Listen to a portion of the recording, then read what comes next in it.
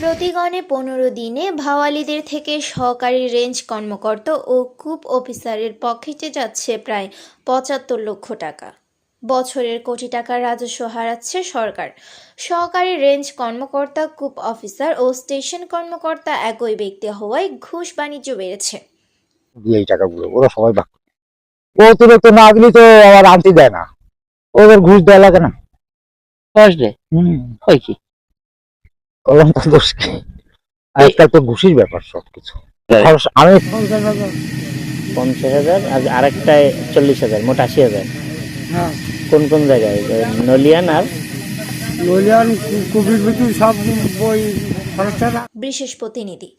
খুলনা সুন্দরবন পশ্চিম বন বিভাগের খুলনা রেঞ্জ থেকে গোলপাতা কাটার নামে চলছে হরিণ লুট।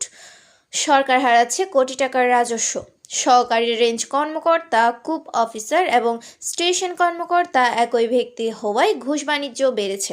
আর এই সকল ঘুষের টাকা একই ব্যক্তি সহকারী রেঞ্জ কর্মকর্তা, কূপ অফিসার ও স্টেশন কর্মকর্তার হাত থেকে বন্টন হচ্ছে, খরচ হচ্ছে। এখানে আপনি যে বললেন যে 50,000 টাকার উপরে বন বিভাগকে দিতে হয়, এটাই স্বাভাবিক যে প্রত্যেকটা ক্যাম্পে, প্রত্যেকটা ঘাটে বন বিভাগের কারোর সাথে দেখা হলেই তাকে টাকা দিতে। এর ফলে যেটা হয় যে তারা 30 দিনের যে বা 15 দিনের হোক, 7 দিনের জন্য তারা যখন সুন্দরবনে যায়, গোলপাতার নৌকাগুলো সুন্দরবনে যাওয়ার আগে ও পরে কূপ কর্মকর্তা ও স্টেশন কর্মকর্তা যাচাই বাছাই করে নৌকা ছাড়ার কথা থাকলেও কোনো প্রকার পরীক্ষা নিরীক্ষা ছাড়াই ঘুষের বিনিময়ে সকল নৌকায় আনা হচ্ছে অবৈধ কাঠ এবং অতিরিক্ত গোলপাতা। আর এজন্য কূপ কর্মকর্তা সহ কিছু অসাধু কর্মকর্তাকে দিতে হচ্ছে অতিরিক্ত অর্থ।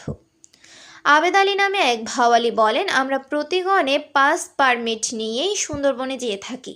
সরকারি রেভিনিউ যেখানে মন প্রতি 300 টাকা, সেখানে আমাদের ফরেস্ট অফিসকে ঘুষ দিতে হয় 50,000 টাকা নৌকা প্রতি।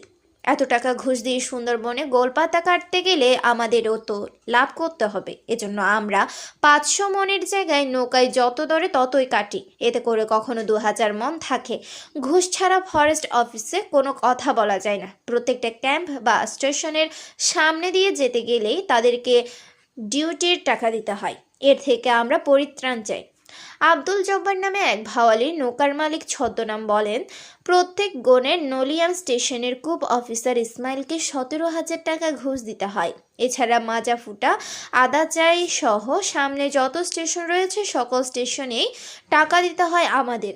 আমরা ঘুষ দিয়ে সুন্দরবনে যাই, আবার যখন গোলপাতা নিয়ে যখন ফিরি তখন কোস্টগার্ড দলে কৌশলে ফরেস্ট অফিসে আমাদেরকে আবার জরিমানা করে। আমরা ঘুষের টাকাও দেব, জরিমানাও দেব, আয় করব আমরা, খাবে ফরেস্টরা। এগুলো বন্ধ হওয়া উচিত। তবে এ বিষয়ে অভিযুক্ত নলিয়ান স্টেশনের কূপ অফিসার ইসমাইল হোসেন কোনো প্রকার কথা বলতে না চাইলেও তিনি তার বিরুদ্ধে লিখতে বলেন, এসব লিখে কিছুই হবে না বলে জানান। নৌকা গিয়েছে, এটা আপনার 2-1 দিনের মধ্যে আপনাকে আমি অবহিত করতে পারবো। আর আপনি যেটা বলেছেন যে কোনো অনিয়ম, আপনার এই ব্যাপারে সকলকে আপনার যখন গোলপাতা আরম্ভ হয় তখন আমি নিজে গিয়ে আপনার স্টেশন অফিসার, কূপ কর্মকর্তাদেরকে অবহিত করে এসেছি। এছাড়া আমাদের গোলপাতা ইস্যু করাকালীন সময়ে আমরা কিছু শর্তাবলী দিয়ে থাকি এবং গোলপাতার নৌকা যখন তারা ভিতরে নিয়ে যায় তখনও তাদেরকে মানে চিঠি দিয়ে তাদেরকে বেশ সতর্ক করা হয়েছে। এখন যদি কোনো অনিয়ম হয়ে থাকে ইনশাল্লাহ আমরা এটা খতিয়ে দেখব এবং কেউ যদি অনিয়মের সাথে জড়িত থাকে অবশ্যই তার বিরুদ্ধে আমরা বিধি মোতাবেক আইনগত ব্যবস্থা গ্রহণ করব। ডাক বাংলা টিভি, খুলনা।